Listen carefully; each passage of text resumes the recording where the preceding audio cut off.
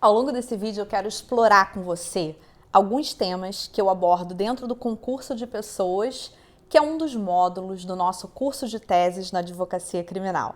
Muitas vezes na faculdade você aprende toda a parte teórica. Aí você vai iniciar na advocacia criminal, o cliente procura você, faz uma consulta com você, te passa todas as informações do que aconteceu, você vai iniciar no processo, mas muitas vezes você não tem ideia de como que aquilo tudo que o cliente contou para você, aliado a tudo que você estudou na sua faculdade ou na sua preparação também para uma prova da OAB antes de chegar na advocacia criminal, logicamente, mas como que isso tudo vai se unir para formar a sua tese de defesa?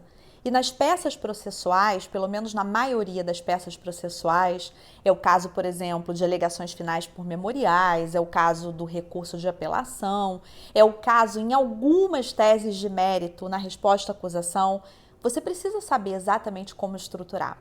Você precisa, dentro daquela divisão que nós temos nas peças entre preliminar e mérito, exatamente o que você alega no mérito e como você faz isso em cada tema. E muitas vezes, na maioria delas, unindo a parte geral do Código Penal com a parte especial ou com alguma lei especial. Por exemplo, o cliente chega para você e fala que foi denunciado por um crime de furto junto com um amigo dele, porque no dia tal eles estavam saindo de uma festa e ele te conta toda a história do que aconteceu. Ou seja, uma questão que envolve parte especial do Código Penal, porque envolve crime patrimonial, mas que envolve também um conteúdo muito importante da parte geral, que é o concurso de pessoas. E nesse vídeo de hoje eu quero conversar com você sobre as teses de mérito no concurso de pessoas. Primeira coisa que você precisa se preocupar: houve realmente concurso? Ou você tem alguma tese afastando aquele concurso, pelo menos afastando naquele determinado crime? Eu vou te dar um exemplo. O que é mais grave? Peculato ou furto? Peculato, furto ou furto? O peculato furto é muito mais grave. O peculato furto tem uma pena muito maior que a pena do furto. Por quê? Porque nós temos uma especialidade ali, que é o fato do sujeito ativo do peculato furto ser funcionário público e ter se valido das condições inerentes ao cargo dele.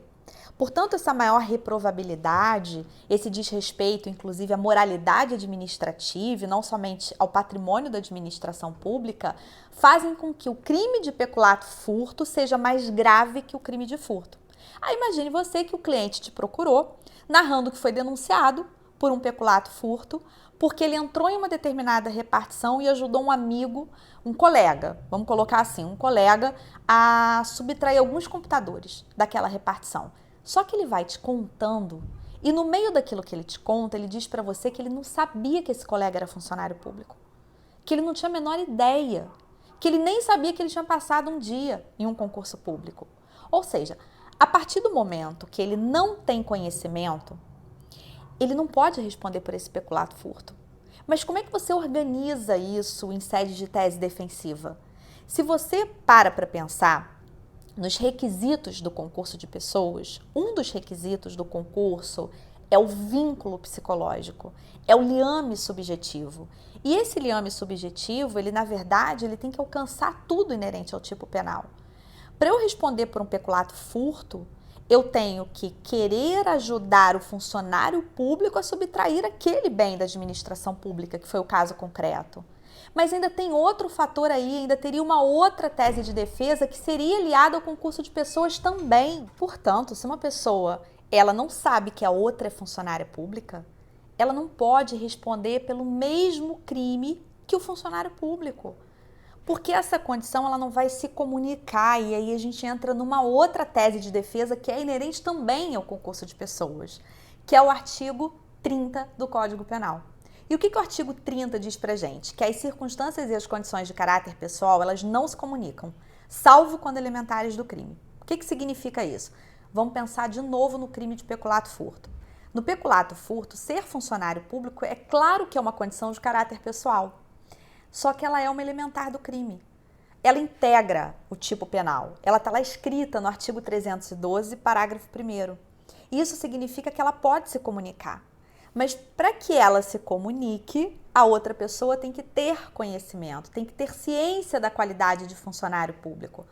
Portanto, num caso como esse, se você está com conhecimento das teses de mérito, e melhor, não é só ter conhecimento, é analisar isso de uma maneira estruturada, de uma maneira organizada, você já consegue ir rascunhando numa consulta, na primeira consulta com seu cliente, você já consegue ir rascunhando isso, colocando ali.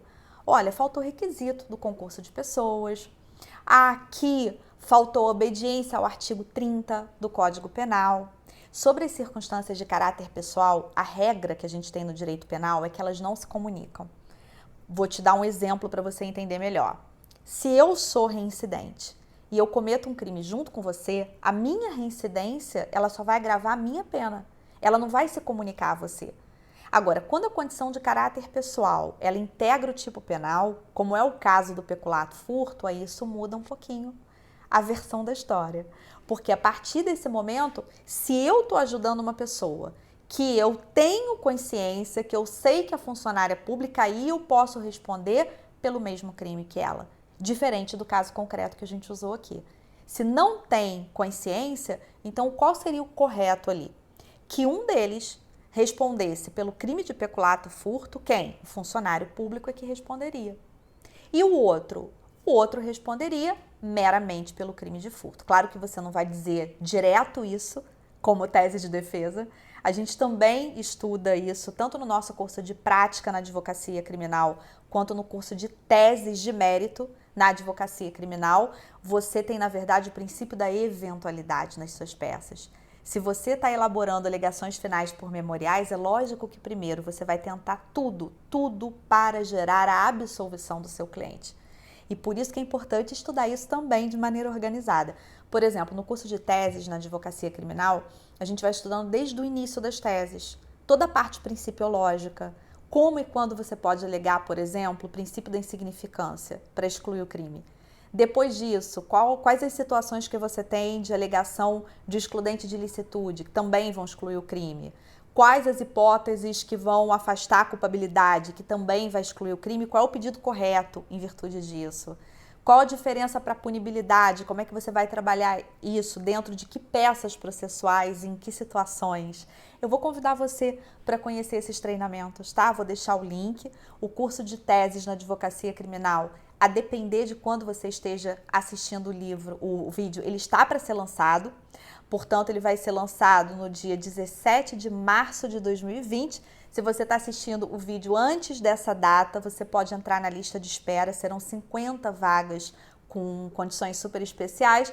Você pode entrar na lista de espera do Telegram. Eu vou deixar também abaixo desse vídeo o link. Primeiro de tudo, você precisa baixar o Telegram, depois você entra lá e você pode inclusive assistir uma aula demonstrativa, tá? Vai ser um prazer ter você conosco, estamos juntos aí com advogados desse Brasil inteiro.